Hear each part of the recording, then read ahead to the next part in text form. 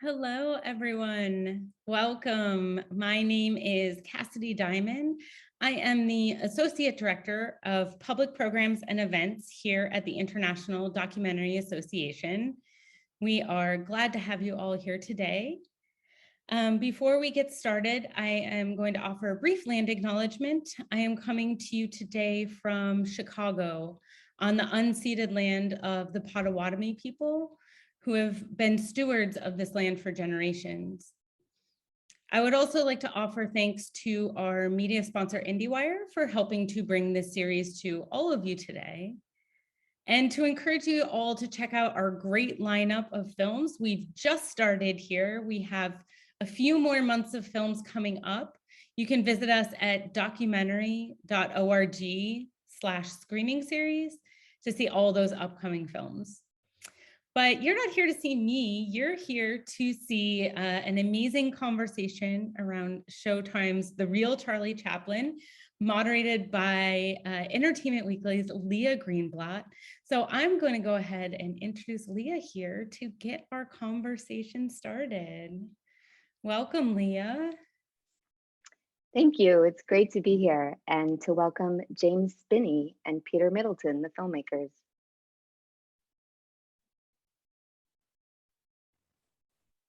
Hi, Hey. there you are. Hello. Hey, Leah. How's it going? Hello from New York to London. Thank you so much for joining us. Oh, Thank you for having us. Thanks so much for having us. So I'd love to start, not to steal your thunder, but from the epigraph that you guys start the movie with, because it's such a great quote from Max Eastman, who was a friend of Charlie Chaplin's. And he says, "Enjoy any Charlie Chaplin you have the good luck to encounter, but don't try to link them up to anything you can grasp. There are too many of them." At what point in the process did you guys find that quote? And was that a challenge or a taunt? Well, I mean, it's a quote that kind of, I think we came across very early as we were first starting to research the project. And the more we went on with it, the more that we kind of came back to that idea of multiple Chaplins, which seemed to apply to so many aspects of Chaplin, both in terms of him as a personality. I think, people who knew him well said that he would be whoever that other person wanted him to be, that he was sort of almost chameleon-like. I think you see it as well in the tramp character. The critic Walter Kerr says that the fundamental aspect of the tramp is that he can be anyone and he can be anything. He seems to sort of transform before our eyes into, a tightrope walker or a boxer, or he can take on any skill. But also, I think, in terms of Chaplin as a celebrity, I think you could say that Chaplin is in a way the first celebrity in the way that we understand it today. When he became famous in 1916, films were making their way across the globe for the first time. And this idea of having a relationship with someone through a screen, and feeling like that person and you've fallen in love with him. Chaplin was arguably the first person in history that I think had that type of celebrity. And so I think in that sense as well, he sort of exploded through all the people who saw him, who watched him. And then now approaching the subject, there've been so many hundreds of books written about him, so many wonderful documentaries made about him that we're kind of building on the work of. So I think in every sense, really, we kept coming back to that idea of there being multiple versions, and the idea that really we couldn't ever find one definitive Chaplin, I think. And then, of course, when you combine with that all of the imitators, the impersonators, and the imposters, it felt like, an interesting way in to the film, I think. You guys do something that's pretty atypical for a documentary, and also I think pretty brave, which is no talking heads. Did you always know going in that you didn't want that? I mean, I think very early on we had those conversations around how to best kind of access Chaplin's story. And the thing that we kept coming back to is that we really wanted it to be told from, as much as possible, from first-person testimonies, from perspectives of people who actually had a kind of a direct connection to Chaplin and could speak to some part of his life. So we tried to fold those in as much as possible. And of course, once you start going down that route, we realized that actually what we were talking about was some archival sources that reach right back into the audio recordings that reach right back into the 1930s, 40s, and 50s. And the thing that really caught our eye initially, there was a couple of different audio sources that caught our eye. The main one is a sort of a thread that runs through the film of Chaplin, recorded in Switzerland in the 1960s. Recordings by the Life magazine journalist Richard Merriman, and this is an extraordinary resource for us because it was a 3-day interview. I think in total he recorded about 18 hours worth of material, and it just has an extraordinary intimacy to it because it is just the audio recorder rolling, and there is of course no visual archive for that. So that, and then this childhood interview with Chaplin's friend Effie Wisdom, and the press conference set in 1940, just on the release of of Verdu, as well as the work that a number of historians such as Kevin Brownlow had done in trying to interview as many of Chaplin's kind of collaborators and friends and so forth. And many of these didn't have a visual, the cameras weren't rolling on them, they were just audio archives. And so I think that probably dictated our instinct to move away from talking heads. We did interview the family, didn't we? But again, like, we found that just recording audio often leads to a far more dynamic interview. It allows people to really access, to get a deeper sense of intimacy, I suppose. And the family were incredibly generous with their time with us. We must have spent about 6 hours interviewing Geraldine Chaplin, and I don't think that would have been possible if we'd had a camera rolling. So I think, in a sense, the material dictated the formal approach. And you guys have another great documentary, Notes on Blindness. But do you feel, I would guess that there's sort of a sense of freedom, but also a great sense of responsibility when you're making a film about someone who's been dead for decades, and where nearly everyone who knows them, except for, some of his children, are still alive. Is that a tricky thing to navigate? Sorry. Absolutely. And I think, as you say, the presence of his children for us are so crucial to the film because he is still alive for them in their memories. He's still being reprocessed. And I think you feel that sense of processing very profoundly, I think, through Michael and Geraldine and Jane in particular, talking about their memories of him. And I think that sense that he is alive for them is very important, because for a lot of it, it felt like, to some degree, a collage of our investigative findings along the way, which are being pieced together. I think in another sense, though, Chaplin is kind of alive constantly through his films. I think one of the things that really struck us when we spent a lot of time with Chaplin's films, which we remember from the first time that we saw them when we were students, is just quite how modern they felt. I think particularly because of that direct address that we talk about at the beginning of the film, when Chaplin looks at you from across the screen. You feel like he's sort of flirting with you. I think there's something mischievous and kind of, and that felt extremely modern to us. And I think that sense of his personality being transmitted through cinema is something that we feel like, I think, through that tramp character, through sort of, in a way, abstracting himself through that makeup and through that costume, he is able to sort of transmit his personality so powerfully. And I think, in a way, the sort of disconnect between that connection that people felt all across the world with Chaplin through the screen, and this sense of, well, who is he really? Who is Charlie Chaplin rather than the tramp? That's a kind of puzzle that we kept coming back to. And I think then it's sort of made harder, of course, by the fact that we're coming to it so many decades after his death. And we're coming to it through, the testimony of the people who knew him. But that sense of identifying with him, but also him being a mystery, which is somehow at the core as well, I think, of that type of celebrity that we're talking about as well.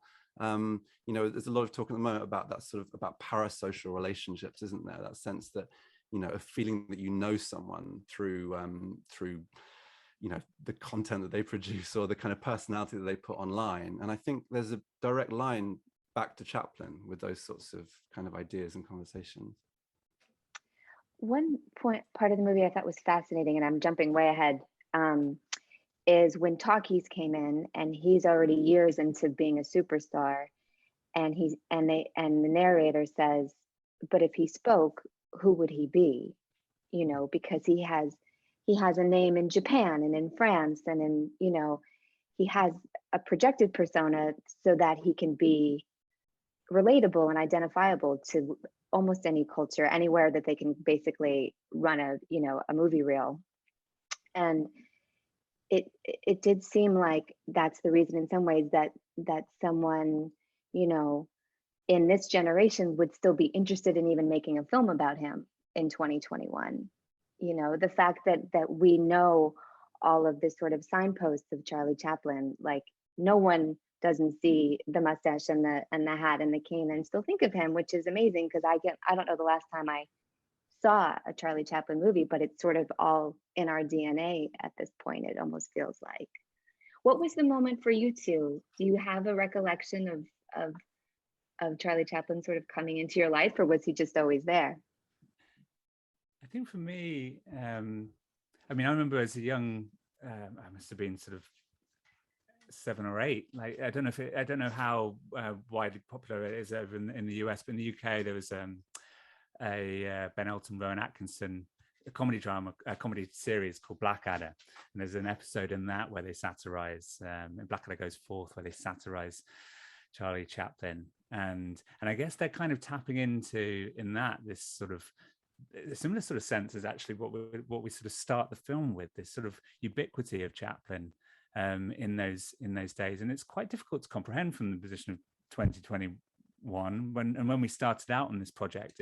It took a bit of us getting our head around it, just the degree of celebrity and popularity that he was able to achieve in those very early years of in the 19 teens. You spoke to it a moment ago, but because film was silent, it was able to transcend language and borders, and it traveled globally. There's some remarkable stories we came across along the way of just the reach that it had, and there was stories of it in the farthest reaches of Russia and parts of Africa and down into Asia in a way that wouldn't have been possible a few years earlier. And of course, when Talkies came in, as you said, that led to a retraction of that, because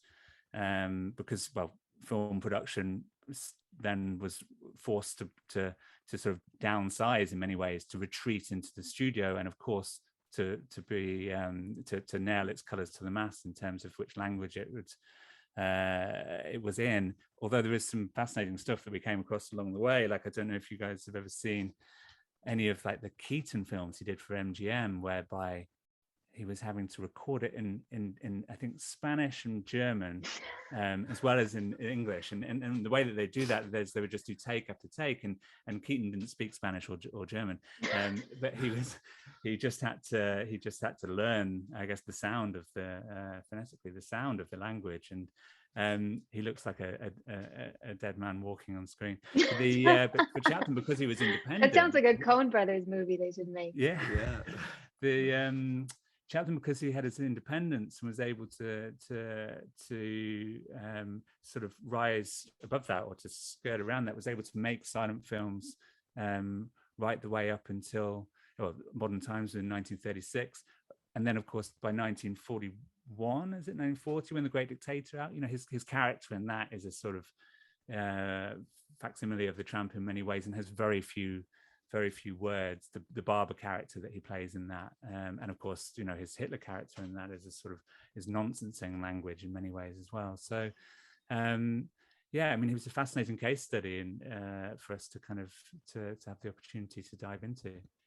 Yeah, and just to add to that, I think one sort of concept that was in our heads a lot, thinking about this idea of universality, was silent cinema at the time was thought of by some thinkers as a kind of visual Esperanto, was a term that was used, and there was something almost idealistic, about the sense that film could transcend language, class, gender, and that through us all watching a screen together, that there is a sort of unity there. And I think Chaplin became almost emblematic of this ideal in some ways. I think by the tramp character being this sort of universal downtrodden figure, he became, yeah, in a way, an emblem of this sense of visual Esperanto.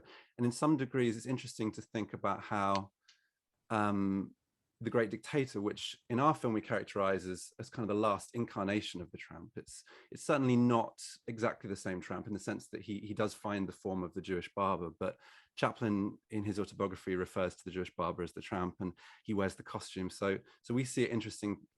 We see it as interesting to see it as kind of a swan song in a way for the character, and this sense that to some degree the last thing that we see of that character is him articulating what in a sense I think had always been there in the tramp character. You know, he'd always been a way of showing up inequality, the sort of structure, how the structures of society kind of entrench division.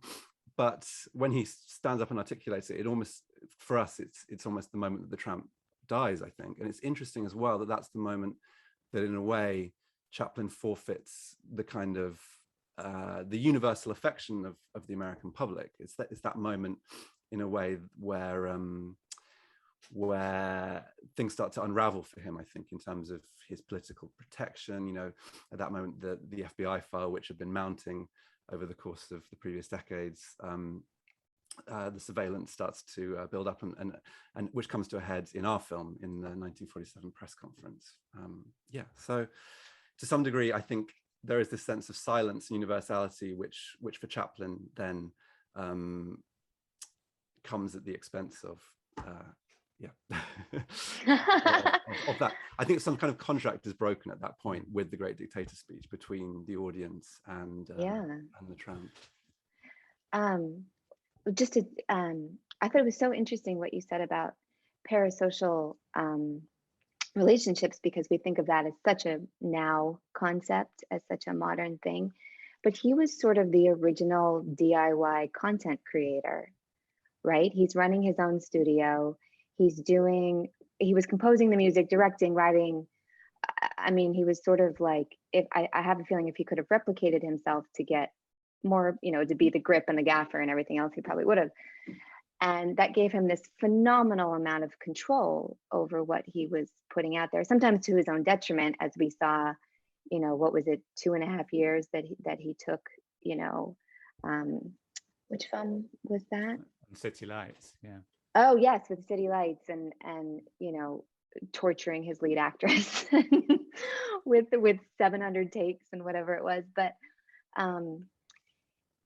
it was amazing because obviously, as you show in the film, he was a perfectionist and he wanted to control all those things, and he lost so much control, you know, between the sort of, and it did seem like a little bit of a witch hunt, it feels fair to call it that, between J. Edgar Hoover and Hedda Hopper, and you know, he was sort of targeted, as many people were, including Martin Luther King Jr. and a lot of other people, by the FBI at that time. But it's pretty devastating to watch by the time that starts to turn for him, because his relationship to the audience, and to go back again, I think everyone knows he had a pretty Dickensian childhood, but you really feel that in this movie, that he was, you know, his dad took off, his mom was committed to an asylum, and he was so alone and fending for himself so young. So you understand why his primary relationship becomes with his audience. Were you guys aware of the sort of the extent of, like, I guess his biography going in, and I guess most actors come out of great need like that, so it's not completely unusual. Yeah, I mean, we had some sense of it. Yeah, I mean, actually, we should have probably said at the top. So we're recording this from South London, in a place called Camberwell, and actually just across the road, literally just across the road, is the Fred Carno Fun Factory, they called it, which is where Chaplin learned his sort of his vaudeville skills. His time he earned his stripes in music hall there. And they have this thing over here in the UK where they put up a blue plaque if someone of significance has lived in a building. And so there's some famous photographs, actually not in the film, are they? But they must have been in an earlier edit, right? Of the Carno troupe, who were huge in their day. They were really I big. think it is in the movie. Yeah, They sorry, the are, yeah. photograph itself is not in the movie, Oh, but there's a sorry. Yeah, photograph yeah. which is literally just across the road from here, and it has like about 100 people or so who are in the Carno company, of which no one can actually identify whether Chaplin is in that. But yeah, we're very much, I mean, living here in South London, it's very difficult to avoid Chaplin in some senses. You we're had to playing make at a the- movie. You had no choice. We're playing at the London Film Festival next week, and that's sorry, we recorded. The screening's on the 27th, so it's in a couple of days' time. And there's from the screening's going to be at the South Bank, which is it's like yards away from Chaplin's old neighborhood. You know, there's actually footage in the film of him pretty much on that same spot, looking out over the Thames. So I think all of that in some way kind of permeated into the film, no doubt. Yeah, absolutely. And I think that extraordinary arc that you talk about, Leah, is, I mean, David Robinson, Chaplin's biographer, refers to his life as the greatest rags to riches tale ever told. And I think it's, in a way, it's hard to think of many other lives, that went from that level. As you say, he was in the workhouse. He had, you know, really, if you add up his education, it doesn't come to that much, and his relationships with his mother and father, to go from that to being, you know, the highest paid entertainer in the world, certainly the most famous person in the world, arguably most famous person in the history of the world to some degree, in the sense that that level of fame hadn't been possible before silent movies came along. And yeah, I think that sense of then, yes, how that manifests itself in terms of the building of his studio empire, also his creative process, which, as you say, becomes, as soon as he spends longer and longer on each film. They become more and more ambitious. I think his composer David Raxon says something very interesting about Chaplin's sort of restless creative energy. Sort of watching him work, he said that he thought it was something like a pact with God for him, that he felt that he had to just almost break himself against these films. And I think he kind of broke himself in all sorts of ways through the films, in the sense that he was always kind of journeying inwards to some degree. Even when he had traveled so far from, you know, these London streets, he was always going back there, always returning through, you know, the gates of Kennington Park that he puts in City Lights, or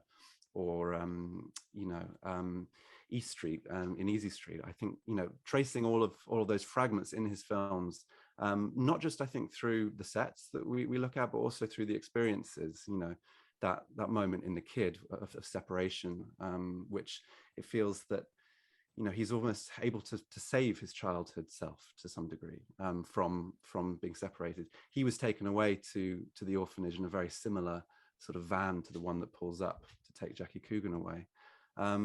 So I think, you know, it's hard not to identify with him, how in terms of how he makes himself so vulnerable through his work, how he, you know, he doesn't just continue to make, as you say, and to some degree, like when he's making those early shorts, they feel very comparable in some ways to kind of to TikTok or something like that, in some ways, in the sense that he's often just riffing off an idea instinctively and building it up like that. But then as they become more ambitious and more sort of artistically coherent, he is using them as a kind of processing of his past. On the other hand, I think when you start to see how his power increases over time, we can't help but, I think, look more critically at how that manifests itself. And of course, Chaplin's relationships with the women in his life were something that we felt needed keen attention, and that we felt as well. I think there have been so many works about Chaplin, but for us, there was a sort of maybe a dissonance in terms of what we were discovering and finding out, compared to how it's often presented. And I think for us, it was important that we put, for example, Lita Gray's story front and center in that respect. Yeah, it's interesting, going back to what you were saying a moment ago, Leah, about the witch hunt in the 1940s. And for us, this was a sort of finding the kind of the resonance between the Lita Gray story in the 1920s and how Chaplin's kind of star wattage was able to just sort of power through that, against how the press rounded on him and the political establishment and the judiciary rounded on him in the 1940s, when he didn't have that protection. When and the point that James made earlier about sort of sacrificing the tramp in The Great Dictator, and with that losing his universality, and then forfeiting the affection of the public.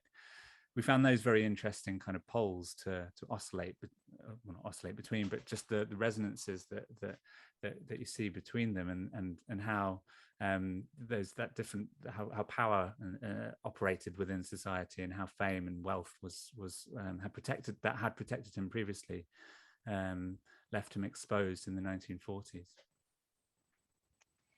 It seems like, God, I mean, I think people do know about the women, and I should say girls often, because he did marry several teenagers.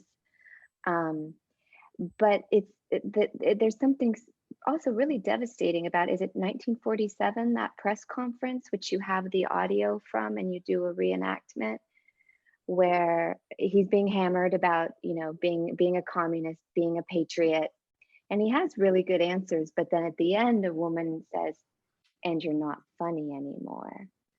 And that feels devastating, even though I think he asked her to repeat it, right? I think, and then, but that for me was one of the hardest moments in the film. Yeah, absolutely. Yeah, it's the spokesperson in the conference repeats it for him as well, which we've always found is quite in full. She says it completely again. Yeah. I mean, that was a real find for us, that press conference. I mean, there was a fragment of it that had survived and was widely kind of, not that widely, but had been used previously. But we had a fantastic team working with us on this, and our researchers managed to track it down to the garage of to a house in San Francisco, and the wife of the reporter who'd made that recording was still alive, and it was sitting in her garage on old kind of wire recording. And so we had the full 45 minutes of it, and it is striking, that no one there wants to talk about the film. This is only 6 years after the dizzying success of The Great Dictator as well, where Chaplin was very much the toast of America, and very prescient kind of and having taken that stand against Hitler before America was committed to the war. And so, just 5 or 6 years later, to have had that kind of response, and everybody in the room no one in the room wants to talk about the film. Everyone's just got knives out for him, and lambasting him for his political allegiances, for his sympathies towards communism, and to just completely taking him down, really. And it's that line from that lady at the end, from the journalist, that I think cuts most deeply, and must have haunted Chaplin. Although, and it's telling that his response to that was to make Limelight, which the character that he plays in that film is a vaudevillian comedian, who used to play a beloved tramp character, whose public has abandoned him, as we say in the film. So yeah, I loved that story about the reporter and that his wife was still alive, and I feel like every documentary is a little bit of a treasure hunt for the filmmaker, unless they have some great archive to just dive into. Was there anything else that was did you have any other white whales maybe while you were making this, or just happy accidents that maybe showed up? Well, that 1947 press conference was really at the top of our list. For us, that was one of the holy grails of to find the full recording of that. I mean, it was heartbreaking because there's a lot more of it that we weren't able to use. There's a particular moment where James Agee, the film critic, stands up and he's the one friendly voice in the room. He does mount a defense where he sort of shames some of the journalists in the room and how they're taking Chaplin to task in this way. But unfortunately, it didn't make the edit just because of that trajectory that we mapped out. yeah, Kevin Brownlow's recordings, you know, we see Kevin Brownlow or an actor playing him in the reconstruction of his interview with Effie Wisdom. That really stood out to us. The moment we read that transcript, which read a bit like a bit of Dickens dialogue or something, we were completely captivated by it. And then when we first heard the recording, we felt sort of transported into Effie Wisdom's kitchen, and just hearing, I think, her voice, which she says was Chaplin's voice as well. She says he used to talk like me, and there'd been a lot of debate about what Chaplin actually sounded like as a child, and to have her say, yeah, he talked just like me, felt to us very interesting. So to hear her describe that attic room that they lived in, and also to articulate, I think, how she felt so sorry for him in those ragged clothes, that felt extremely powerful to us.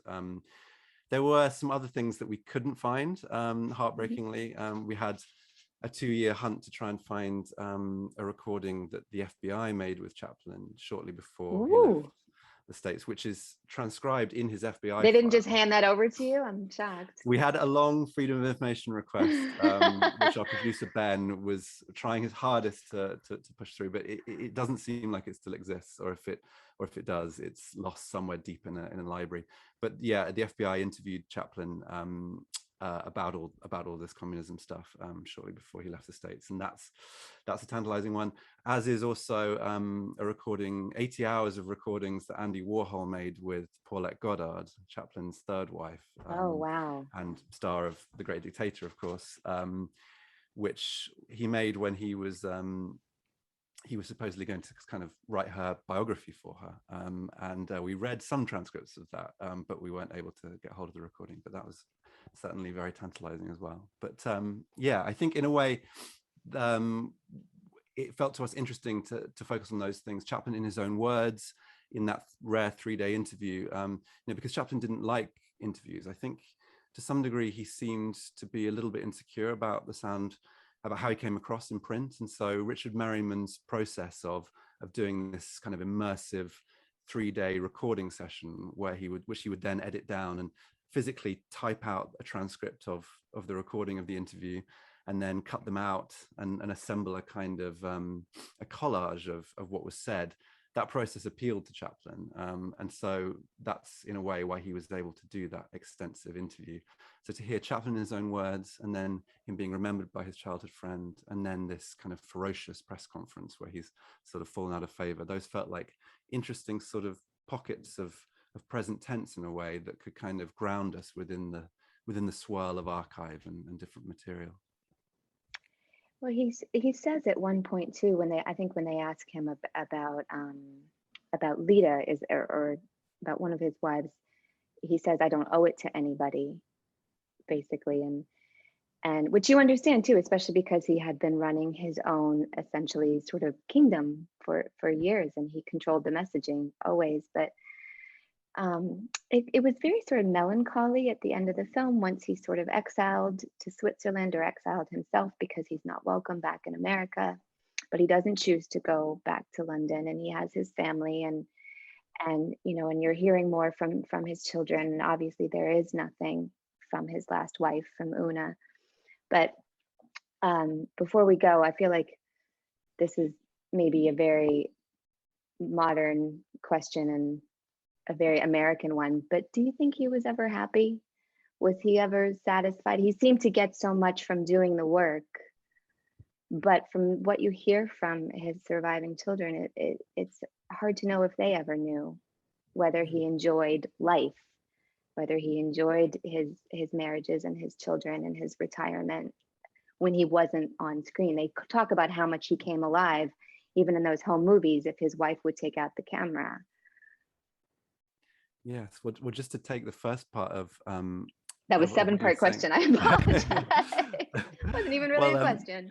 That concept of Chaplin's sort of self-mythologizing, I think, which if you trace back to the first interviews he did, when he's first interviewed, he says that he's born in France. He says that his mother is dead. He's sort of playing around with his own history in his early interviews. And then I think it quickly catches up with him that he's sort of spinning all these different yarns, and so he starts to, I think, bring it closer to the established truth of his life. But even in his autobiography, there is this strong sense. I mean, it's a very interesting book. That the first, not to compare everything to Dickens, but the first 150 pages of that do feel very much like a Dickens novel. It's so vivid, and it's such a, I think, heartbreaking account of his childhood insecurities and the humiliation that he suffered. He talks a lot about humiliation in the book and in the interview, which I think is interesting to compare to the Tramp as well, who is sort of forever humiliated. Like Chaplin said about the Tramp, that he wants to be dignified, but his shoes won't let him. So it's almost like, you know, the exact costume of the Tramp imprisons him in kind of constant humiliation, which Freud, who didn't meet Chaplin but wrote about him, said that, you know, it's very easy. I mean, Freud would say that, but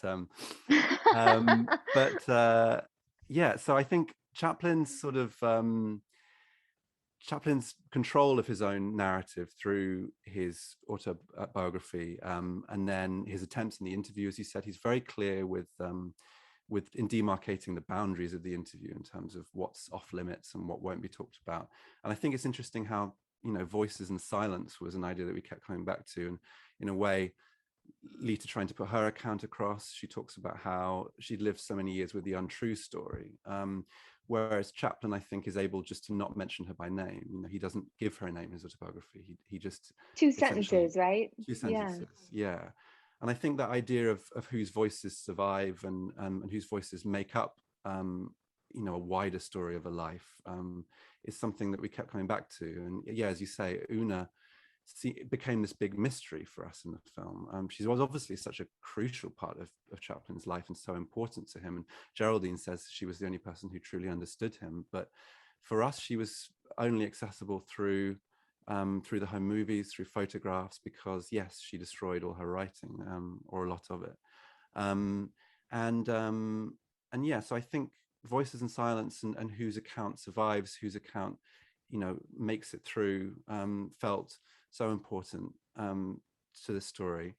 And then the question of whether Chaplin was ever happy. He certainly seemed happiest in a way when he was throwing himself into his work, and even right up until the day he died, he still was saying, I'll make one more film. He was working on this picture, The Freak, which is one of this great unfinished work of his about a winged creature who fell to earth and is stranded in the land of humans, and which would have been very different to anything else he made, and is a very striking kind of concept for his final film. But he still was convinced he'd make it, even in his late 70s. And there was also a sense, and I think the family recognized this as well. So there's that restlessness that you speak to, even in Chaplin's latter years, when his health was he was suffering from health problems, and certainly, I mean, by this point he was in his 80s. He was 88 when he passed away. So throughout his 80s, Una and the family speak to this as well, about having to almost cajole him into thinking that he's still going to make this picture, The Freak, and it's quite poignant in a way, just how much Chaplin's sense of himself was wrapped up in his work.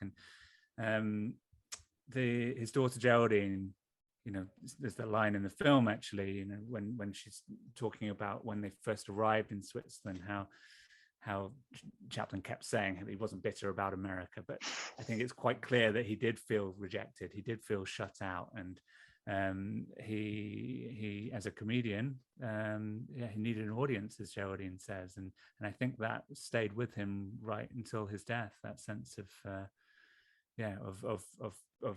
rejection, I think, from the public. Well, I guess in some ways he was a winged creature who fell to earth. But James and Peter, thank you so much for joining me today. That was lovely, and I hope everyone enjoys the film. Thank you so much for having us. Yeah. Thank you.